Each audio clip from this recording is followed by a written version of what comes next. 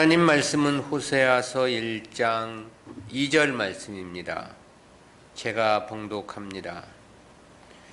여호와께서 비로소 호세아로 말씀하시니라.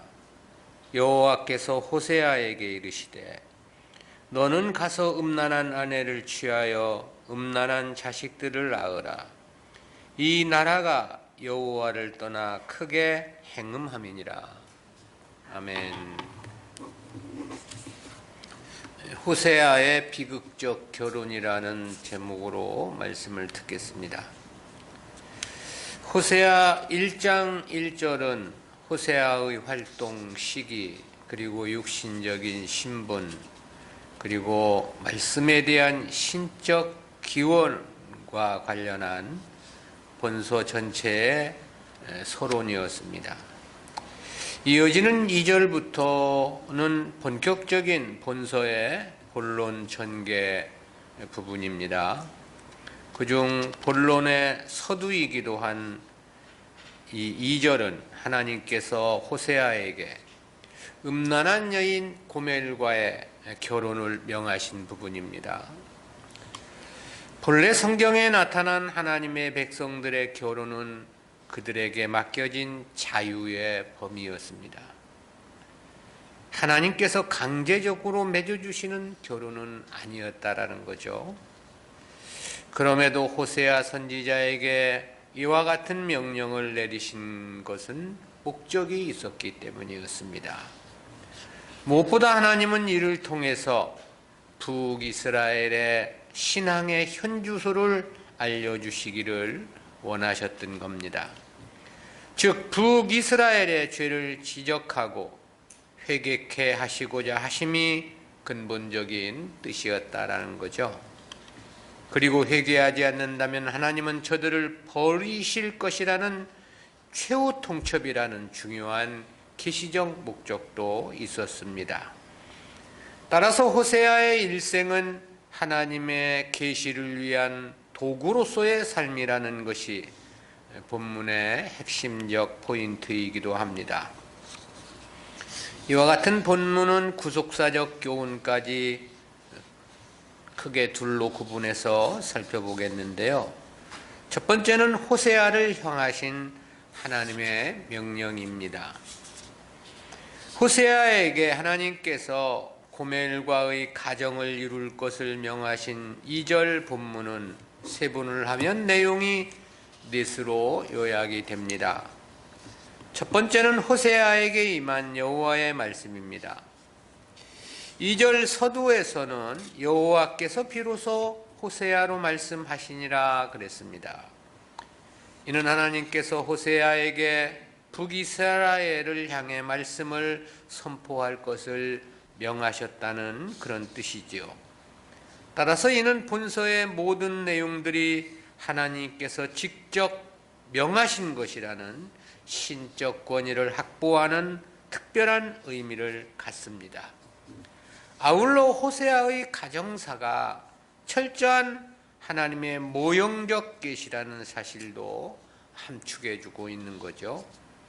그것은 하나님의 명에 따라 이룬 호세아의 가정사가 철저히 하나님의 예언의 상징이며 계시의 방편이었다는 측면에서 볼 때 그렇습니다.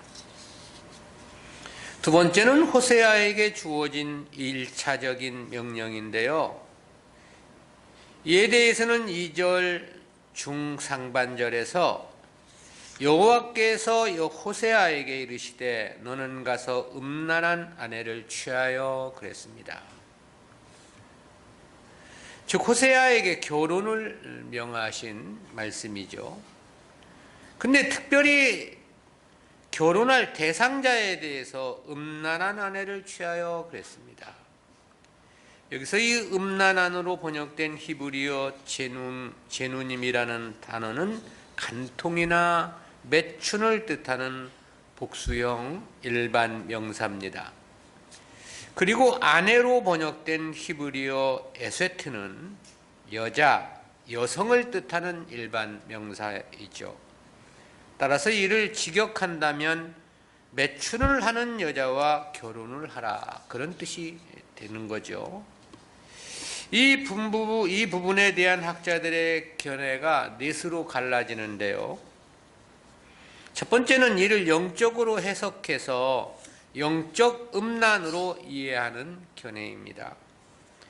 당시 이스라엘 백성들이 모두 영적으로 타락한 상태였다라는 거죠. 그러기에 누구와 결혼을 한다 하더라도 모두 음란한 여인일 수밖에 없다고 해석을 하는 겁니다. 두 번째는 처음 결혼할 때는 음란하지 않았다는 견해도 있습니다. 그런데 결혼을 하여 살면서 음란한 행습을 거듭함으로 음란한 여인이 되었다고 해석을 하는 겁니다. 이는 하나님과 이스라엘과의 관계를 근거로 한 해석인데요. 본래 이스라엘이 그렇게 음란하지는 않았다는 거죠. 그러나 후에 이스라엘이 타락한 것이 아니냐라는 것을 근거로 해석을 한 겁니다.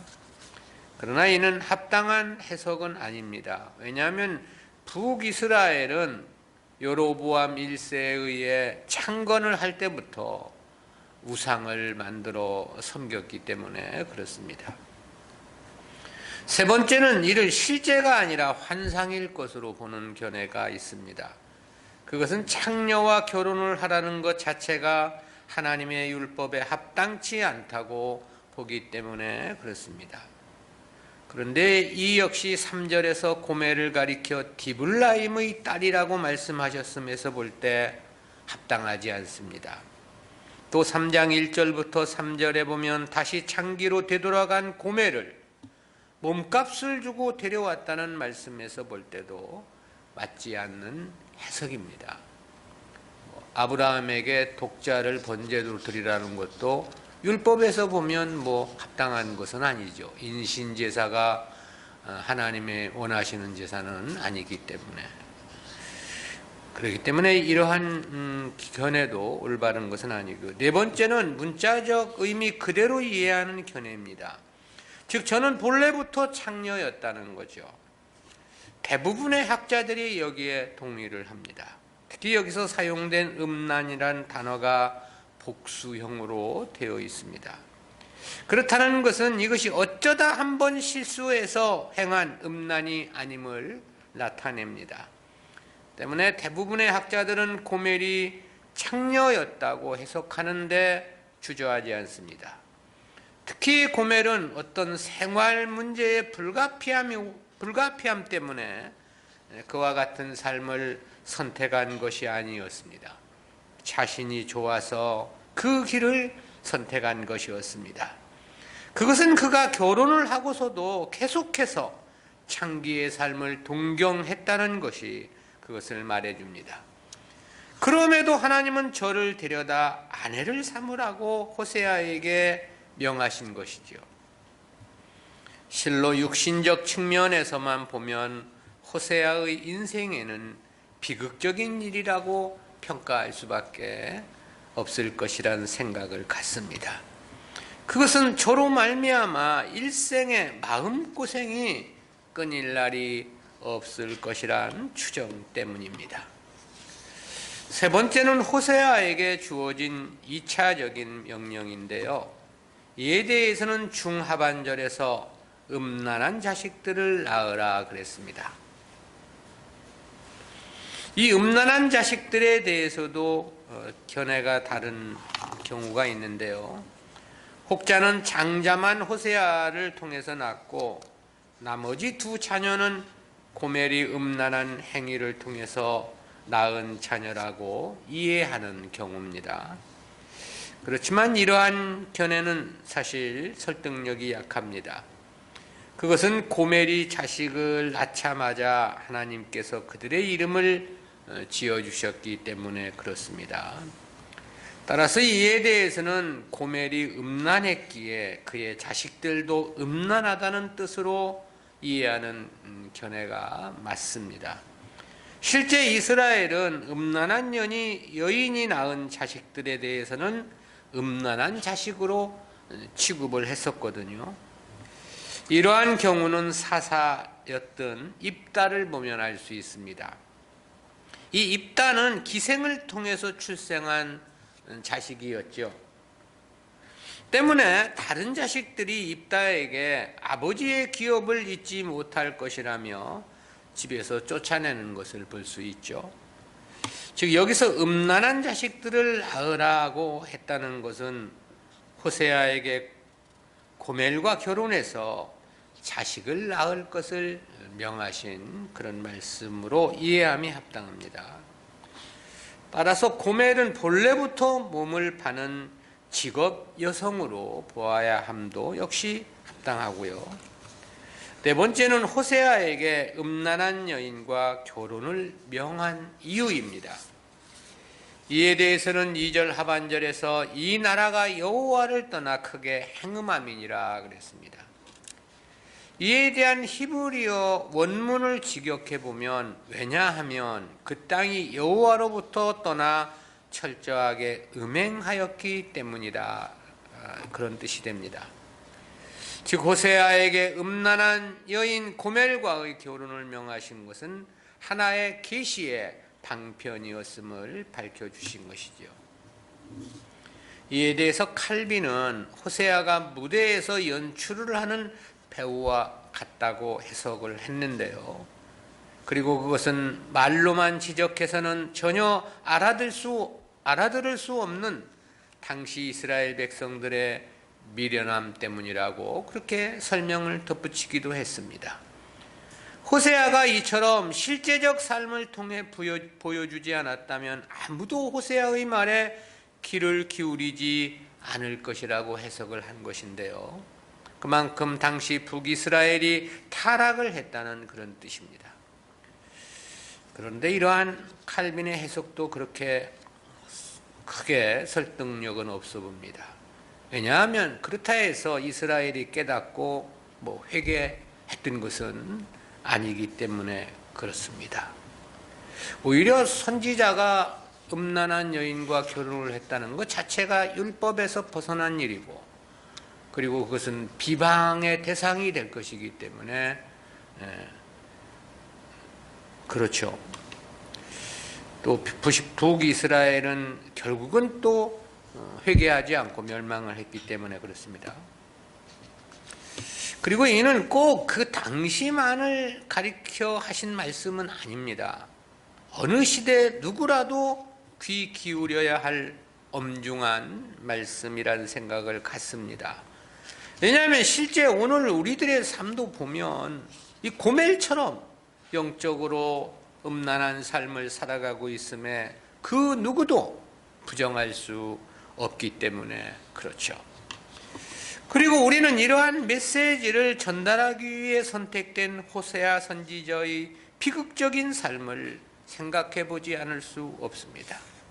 하나님의 예언의 말씀을 위해 선택된 호세아로서의 인생이 육신적으로만 보면 너무나도 참담했기 때문에 그렇습니다.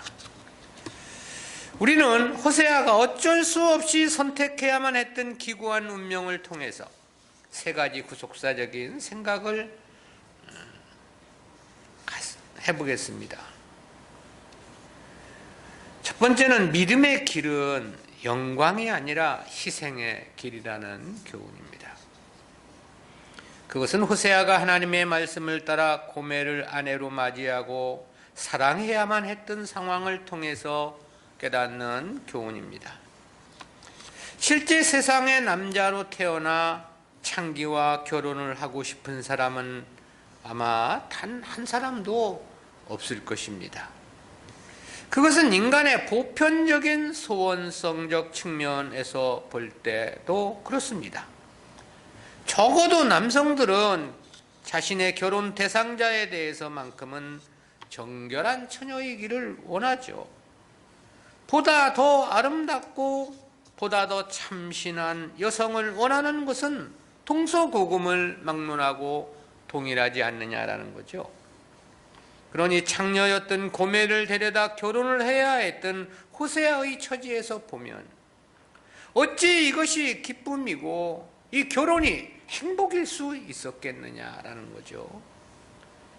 자기 꿈을 포기하지 않고 자기 인생을 포기하지 않고서는 도저히 받아들일 수 없는 일이라는 생각을 갖지 않을 수 없습니다. 결혼 자체가 행복과 기쁨이 아니고 참담함이라는, 그것이 더 큰 비극이란 생각을 갖게 합니다. 그리고 그것은 명예적인 측면에서도 그렇습니다. 호세아는 선지자였습니다. 선지자였기에 창기로 아내를 삼는 것은 더욱더 치욕스러운 일이 아닐 수 없었습니다. 특히 구약시대 율법은 하나님의 일을 맡은 사람들에 대해서 더욱더 정결한 삶을 요구하고 있죠. 레위기 21장 4절입니다. 제사장은 백성의 어른인즉 스스로 더럽혀 욕되게 하지 말지니라. 레위기 21장 9절에서는 그렇게 말씀합니다. 아무 제사장의 딸이든지 행음하여 스스로 더럽히면 그 아비를 욕되게 함이니 그를 불살을지니라. 심지어 제사장의 딸까지도 몸을 더럽히면 불태워 죽이라고 명했던 시대였다라는 거죠. 평민에게도 비슷한 정결법은 있었습니다. 신명기 24장 1절이죠. 사람이 아내를 취하여 데려온 후에 수치되는 일이 그에게 있음을 발견하고 그를 기뻐하지 아니하거든 이혼 증서를 써서 그 손에 주고 그를 자기 집에서 내어 보낼 것이요. 창기가 아니라 단 한 번만이라도 수치되는 일이 발견되면 이혼을 해도 된다는 그런 말씀입니다. 그리고 일단 남편과 이혼한 여인이 재혼을 했다면 본 남편은 절대 그를 다시 데려다 아내를 삼아서는 안 된다고 율법에는 규정하고 있습니다.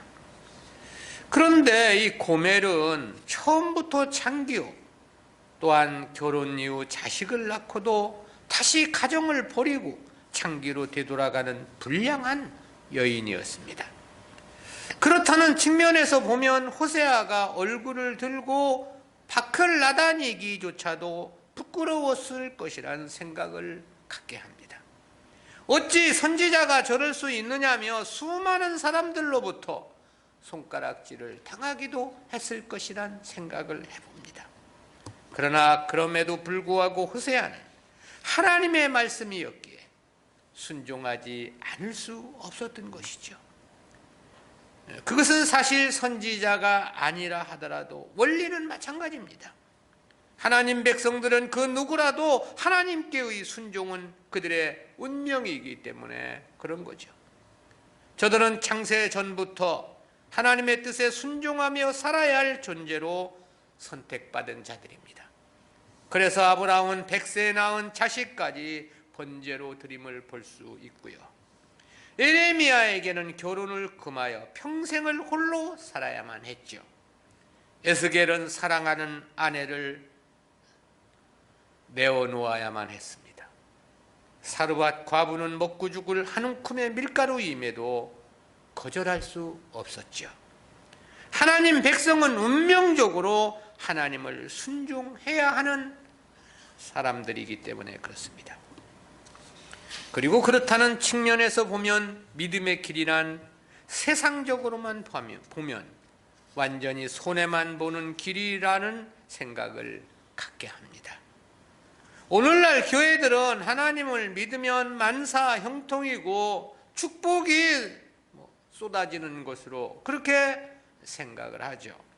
하나님을 믿는 길이 영광이고 승리의 길이라고 외쳐댑니다.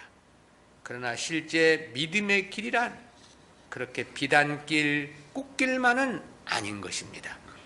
도리어 세상과 육신적인 측면에서는 희생이라는 것이 호세아의 삶을 통해서 우리에게 주시는 첫 번째 교훈입니다. 두 번째는 성도의 삶의 과정은 오직 하나님을 위한 길이어야 한다라는 교훈입니다. 이 부분 역시 호세아가 고멜과 가정을 꾸리고 살아가는 삶을 통해서 보여주시는 교훈입니다. 실제 호세아의 삶은 자기를 위한 삶은 아니었습니다. 하나님을 위한 삶이었던 거지요. 호세아가 자기를 위함이라면 결코 고멜과는 결혼하지 않았을 것이기 때문에 그렇습니다. 그야말로 그것은 천부당 만부당한 일인 것이죠. 그것은 단순히 저가 창기였다는 것 때문만은 아닙니다. 저는 결혼을 하고 자식을 낳고 살면서도 호세아의 아내로서의 역할에 충실하지 못했습니다. 저는 결혼 생활 과정에서 새 아이를 낳은 어머니였죠. 그럼에도 그 마음은 언제나 과거 창기의 삶을 동경하고 있었습니다. 때문에 자식을 낳을 때마다 하나님은 그 이름을 지어주시며 고멜을 향해 경고를 하셨음을 볼 수 있습니다. 그럼에도 저는 전혀 돌이킬 마음이 없었습니다. 때문에 저는 결국 남편과 어린 자식들을 버려둔 채 다시 가정을 뛰쳐나가 창기로 되돌아가 버리고 말았죠. 이러한 과정 속에서 호세아의 마음고생은 얼마나 심했을 것인가를 생각해 보았습니다. 집을 나간 그 원어의 문자적에서 보면, 문자적 의미에서 보면 한 번 나간 게 아니에요. 최소한 2번 이상 가정을 버리고 나갔다는 의미가 함유되어 있습니다. 그런 측면에서 볼 때 이 호세아는 이 고멜을 향해 끊임없이 설득을 했을 것이라는 생각을 갖습니다. 하나님의 명령이었기 때문에 거부할 수도 없는 것이고, 자식들을 생각해서라도 그래서는 안 된다고 귀에 딱지가 생길 만큼 권면도 했겠죠. 부족하고 불만족스러운 것이 있다면 이야기하면 채워줄 테니 제발 가정에 충실해 달라고 강구도 했겠죠. 그럼에도 저는 전혀 호세아의 말에 귀 기울이지 않았습니다. 아마 호세아의 마음은 새카맣게 타 들어가서 숯검정이 되지 않았을까 생각해 보기도 했습니다. 그러니 누가 그런 사람과 결혼을 하겠느냐라는 겁니다. 호세아 역시도 자신을 위해서라면 결코 그리하지 않았을 것이다 라는 거죠. 그 누구라도 자기를 위해서라면 천부당 만부당한 일이 명백하지 않느냐라는 거죠. 그러나 그럼에도 불구하고 호세아는 그 길을 선택하고 가슴 태우는 일생을 살아감을 보게 되죠. 왜 그리한 것인가? 그 길이 곧 자신을 향하신 하나님의 뜻이었기 때문이었던 거죠. 즉 성도의 이 세상에서의 삶은 오직 하나님을 위한 삶, 하나님의 역사를 위한 삶이어야 한다는 중요한 교훈을 우리에게 던져주고 있는 것입니다. 실제 믿음의 선진들이 걸었던 삶이 다 그랬습니다. 자기 개인의 영광이나 자기를 위한 목적 성취가 아니었습니다. 하나님의 뜻을 따르고 하나님 섬김이 그 목적이었던 거죠. 하나님께서 이루고자 하시는 역사에 쓰임받고 하나님이 하시는 일에 등용되고 희생하는 것이 저들의 운명이 아니었느냐라는 겁니다. 그것은 바울의 삶에서 보면 보다 극명하죠. 바울이 그런 고백을 하지 않습니까? 고린도후서 11장 23절부터 27절입니다. 저희가 그리스도의 일꾼이냐 정신없는 말을 하거니와 나도 더욱 그러하도다. 내가 수고를 넘치도록 하고 옥에 갇히기도 하고 더 많이 하고 매도 수없이 맞고 여러 번 죽을 뻔하였으니 유대인들에게 40에 하나 감한 매를 5번 맞았으며 3번 태장으로 맞고 1번 돌로 맞고 3번 파선하는데 일주야를 기품에서 지냈으며 여러 번 여행에 강의 위험과 강도의 위험과 동족의 위험과 이방인의 위험과 시내의 위험과 광야의 위험과 바다의 위험과 거짓 형제 중에 위험을 당하고 또 수고하며 애쓰고 여러 번 자지 못하고 줄이며 목마르고 여러 번 굶고 춥고 헐벗었노라. 그야말로 말로는 형언키조차도 어려운 고난을 오직 복음 때문에 당해야만 했던 바울이었습니다. 그리고 그렇게 고난과 핍박 속에서 살아가면서도 바울이 염려했던 것은 자기 자신이 아니었습니다. 그래서 이어지는 28절에서 그렇게 이야기를 했죠. 이 외의 일은 고사하고 오히려 날마다 내 속에 눌리는 일이 있으니 곧 모든 교회를 위하여 염려하는 것이라. 수도 없이 매를 맞았습니다. 형벌로 맞은 매만 계산해 보니까 195대를 맞은 거예요. 40에 하나 감한 매 5번을 맞았으니까요. 또 태장에 맞은 매는 몇 대인지 셀 수도 없었던 것 같습니다. 그것은 맞은 대수를 명기하지 않았기 때문에 그렇습니다. 그럼에도 저는 자기를 생각하지 않았다고 말합니다. 또 굶고 춥고 헐벗었다고 그랬죠. 그럼에도 저는 자기를 염려하지 않았다고 말합니다. 오직 주님의 교회만을 염려했다는 거예요. 그것은 바울 자신만이 아니었습니다. 바울과 함께했던 모든 동역자들도 마찬가지였죠. 그래서 바울은 다시 그런 고백을 했습니다. 로마서 14장 7절 8절 말씀입니다. 우리 중에 누구든지 자기를 위하여 사는 자가 없고 자기를 위하여 죽는 자도 없도다. 우리가 살아도 주를 위하여 살고 죽어도 주를 위하여 죽나니 그러므로 사나 죽으나 우리가 주의 것이로라. 무슨 뜻인가? 하나님의 사람들은 결코 자기를 위해 살지 않는다는 거죠. 살든 죽든 오직 주님을 위해서라고 말씀합니다. 그럼에도 불구하고 오늘날 교회와 성도들은 오직 자기뿐입니다.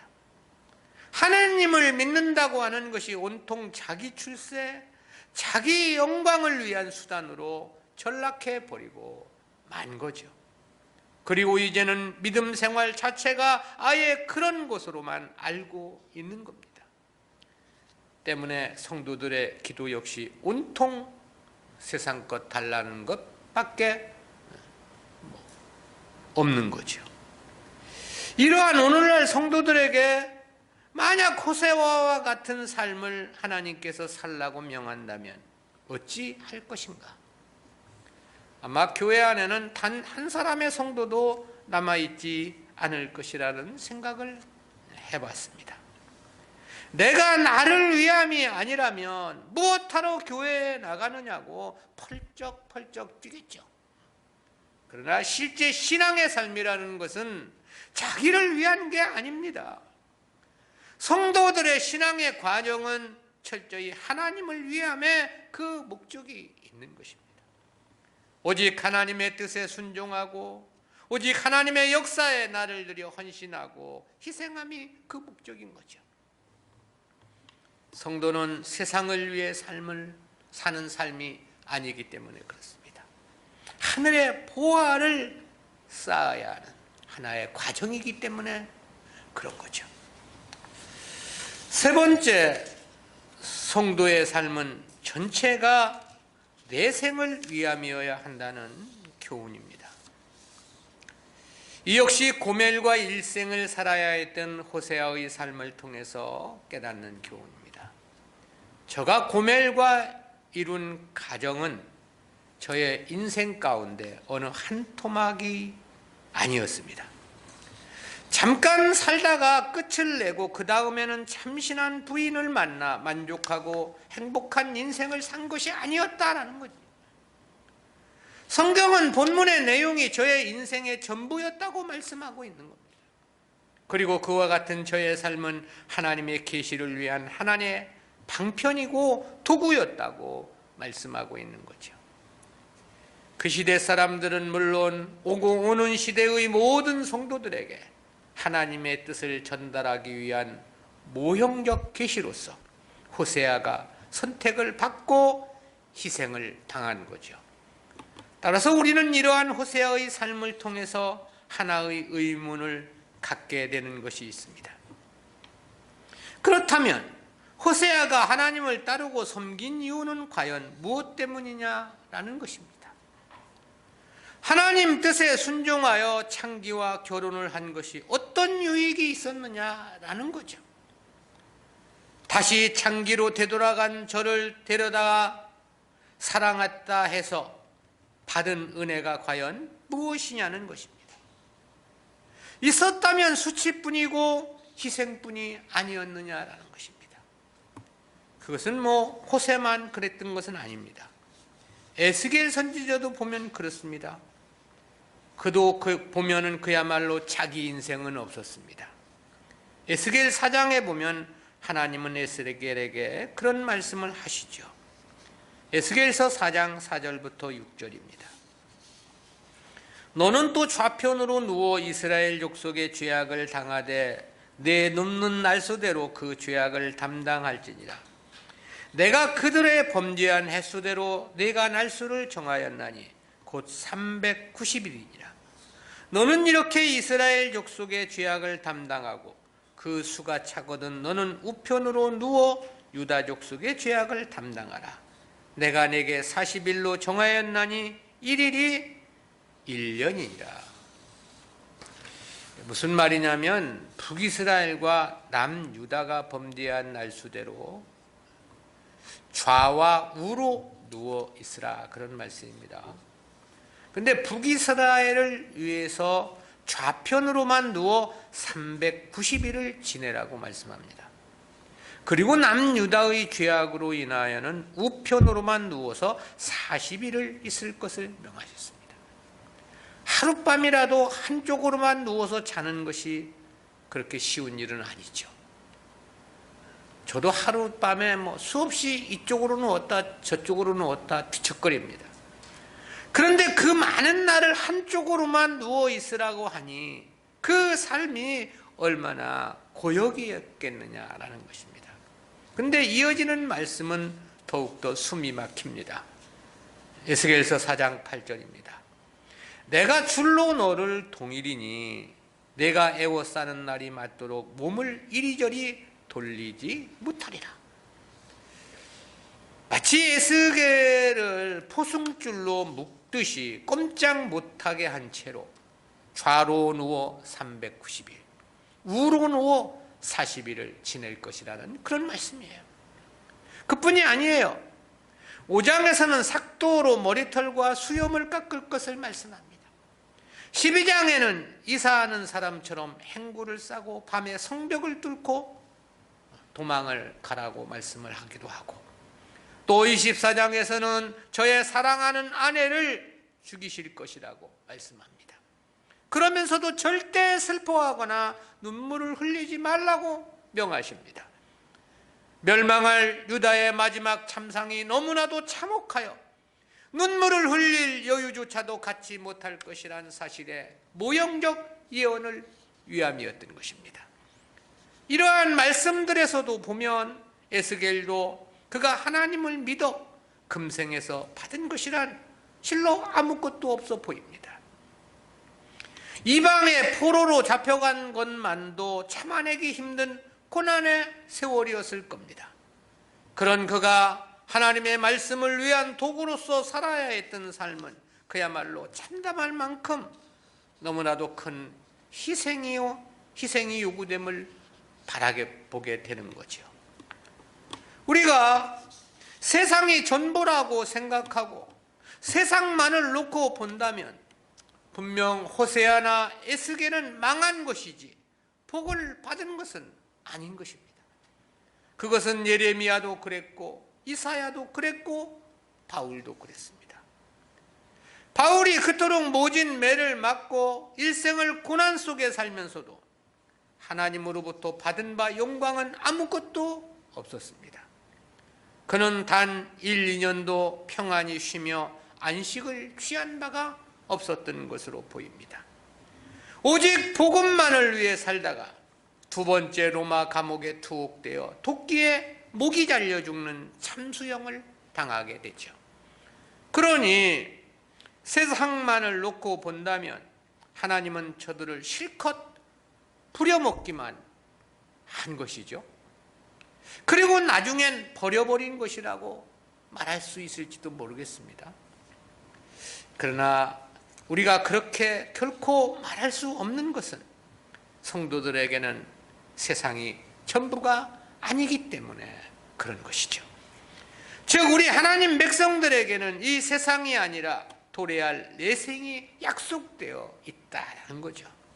그리고 그 도래할 하나님의 나라는 이 세상과는 비교할 수 없는 무궁한 영광의 세계임을 말씀하고 있습니다. 때문에 성도에게 있어 이 세상은 목적일 수 없는 거죠. 세상 것이 전부여서는 안 되는 것입니다.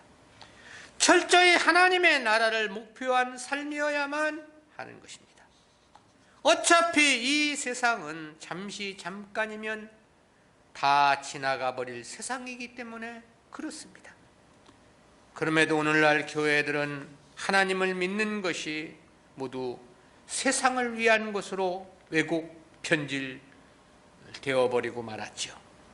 믿으면 만사형통이고 믿고 기도하면 모든 것을 다 들어주신다고 외쳐댑니다.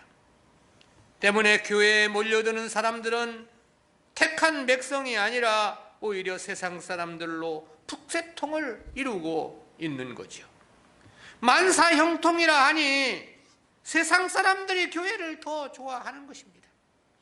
기도하면 다 들어주신다 하니 그야말로 세상 성공은 땅 짚고 헤엄치기나 마찬가지입니다. 식은 죽 먹기만큼이나 쉬운 것입니다. 그래서 사람들이 거기에 마음을 빼앗기고 그렇게들 열광하는지 모르겠습니다. 그러나 그것은 사실 새빨간 거짓말입니다. 실제가 그렇다면 세상은 벌써 교회의 차지가 다 되었어야만 합니다. 그러나 세상은 도리어 창세 때부터 세상 사람들의 차지였지 교회나 성도의 차지는 아니었습니다. 성경이 말씀하는 믿음의 원리는 내 생을 위한 것이지 금생을 위한 것이 아니라는 사실입니다. 노아가 120년 이후를 위해 방주를 지었듯이 성도의 삶은 죽음섬 너머에 있는 영생이 그 목표인 거죠. 때문에 이 길은 오직 믿음이 있는 자들만이 갈 수 있는 길이기도 합니다. 세상 것에 욕심을 가진 자들은 절대 갈 수 없는 길이 믿음의 길인 것이죠. 그래서 주님은 하나님과 재물을 겸하여 섬길 수 없다고 말씀을 하셨던 겁니다. 믿음의 지향점은 죽음선을 넘어선 영생의 기업이기 때문입니다. 특히 이 세상에서는 영생이 아니라 영광이 아니라 희생일 수밖에 없는 까닭이고요. 또 나를 위해서가 아니라 오직 하나님을 위해 살아야 하는 길이기 때문에 그렇습니다. 그래서 바울도 그런 권면을 했지요. 로마서 8장 17절입니다. 자녀이면 또한 후사 곧 하나님의 후사요 그리스도와 함께한 후사니 우리가 그와 함께 영광을 받기 위하여 고난도 함께 받아야 될 것이니라. 기도합니다. 사랑의 하나님 은혜를 진실로 감사합니다. 하나님의 계시의 방편으로 호세아 선지자가 고멜과 결혼을 해야만 했던 비극적인 삶을 통해서 우리에게 귀한 교훈 깨닫게 해주심 진실로 감사합니다. 믿음의 길은 오히려 영광이라기보다는 희생의 길이라는 교훈을 생각해 보았습니다. 성도의 삶의 과정은 오직 하나님을 위한 길이어야 한다는 교훈도 생각해 보았습니다. 성도의 삶은 전체가 내 생을 위함이어야만 한다는 교훈도 생각해 보았습니다. 오늘 저희들의 마음의 소원도 이와 같은 마음으로 하나님을 섬기기를 간절히 소망하오니 주여 도와주시고 믿음의 믿음을 더하여 주시옵소서. 감사드리옵고 예수님의 이름으로 기도드리옵나이다. 아멘.